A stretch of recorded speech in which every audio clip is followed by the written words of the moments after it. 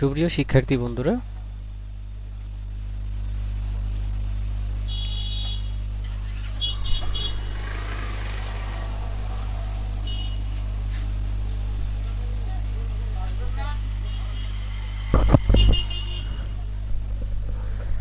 ষান্মাসিক সামষ্টিক মূল্যায়ন 2024 ইসলাম শিক্ষা নবম শ্রেণী শিক্ষার্থীদের জন্য নির্দেশনা। সামাজিক সমস্যা বিশ্লেষণ করে ইসলামের বিধিবিধানের আলোকে সমাধান করি। আমরা দৈনন্দিন জীবনে চারপাশে নিয়মিত বিভিন্ন সমস্যা ও চ্যালেঞ্জগুলো দেখতে পাই। ইসলামের নির্দেশনা বিধিবিধান যথাযথভাবে চর্চা করলে এ ধরনের সমস্যার সমাধান করা সম্ভব। তুমি যে এলাকায় বা অঞ্চলে বসবাস করো সে এলাকায় বিভিন্ন সামাজিক সমস্যার সমাধানে ইসলামের বিধিবিধানগুলো বিশ্লেষণ করবে।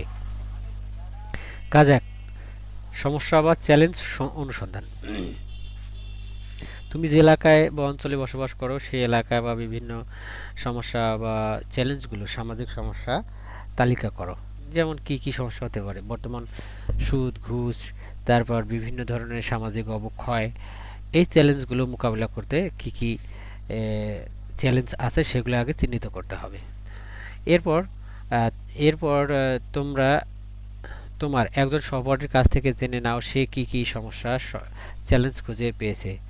যেমন চাকরির ক্ষেত্রে অসৎ উপায় অবলম্বন করা, পরীক্ষার মধ্যে অসৎ উপায় অবলম্বন করা, এই ধরনের চ্যালেঞ্জগুলো তুমি আরেকজনের সাথে যোগাযোগ করো। তুমি যা খুঁজে পেলে আর সে প্রথম বন্ধু যা খুঁজে পেয়েছে, এই দুইটা। এবার কাজ 2, সমস্যা সমাধানযোগ্য সমস্যা নির্বাচন ও পরিকল্পনা প্রণয়ন। যেগুলো সমস্যা সমাধান করা যায় সেগুলো নির্বাচন করা এবং ওই সমস্যাগুলো কিভাবে সমাধান করা যায় তার একটা পরিকল্পনা প্রণয়ন। তোমার এলাকার বিভিন্ন সামাজিক সমস্যা খুঁজে পেয়েছো। এবার 4 জন সহপাঠী আলোচনা করে কাজ 1 এর তালিকা হতে একটি সমস্যা নির্বাচন করো যে সমস্যাটি সমাধান করা তোমাদের পক্ষে সম্ভব হবে। তাহলে এই সমস্যাটি নির্বাচনের পক্ষে এককভাবে তোমার যুক্তি তুলে ধরো যে আমরা কিভাবে এই সমস্যাটা সমাধান করতে পারবো তার একটা যুক্তি। 1, সামাজিক গুরুত্ব আর ধর্মীয় গুরুত্ব। যেমন ধরো আমরা যদি বর্তমান সমাজের কথা বলি তাহলে তোমরা মনে করো যে সুদ অথবা বিভিন্ন ধরনের নারী নির্যাতন, হেসে হাবিজাবি, এই ধরনের সমস্যাগুলো হতে পারে। তার মধ্যে তুমি যেটা সমাধান করতে পারবা সেটা একটা চিহ্নিত করবা। এরপর তোমরা 4 জন সহপাঠী আলোচনা করে নির্বাচিত সমস্যাটি কিভাবে সমাধান করা যেতে পারে তার একটি পরিকল্পনা তৈরি করে উপস্থাপন করবে। নির্বাচিত সমস্যা চ্যালেঞ্জের নামটা লিখবা। সমস্যা বা চ্যালেঞ্জটি সমাধানের উদ্দেশ্য কি, তারপর সময় কতদিন লাগবে, কার কার সহযোগিতা প্রয়োজন হবে, তারপর স্ব দায়িত্ব বন্টন করে নেবেন, কে কোন দায়িত্ব পালন করবে, ইসলামের বিধিবিধান ও নির্দেশনার চর্চা বা প্রয়োগ। যেমন ধরো আমরা যদি সুদ এর কথা বলি তাহলে ইসলামে সুদ নিয়ে কি কি কথা বলা আছে, আর এই সুদে যদি মানুষ না দেয় তাহলে ইসলামের কি ধরনের সুবিধা পাওয়া যাবে। এই ক্ষেত্রে নৈতিক ও মানবিক মূল্যবোধ কি। এবার কাজ 3, প্রতিবেদন লিখন। কাজ 3-এ তোমরা তোমার বিদ্যালয়ের বা এলাকার একটি ইতিবাচক উদ্যোগ চিহ্নিত করো। ইসলামের নির্দেশনা, বিধিবিধান ও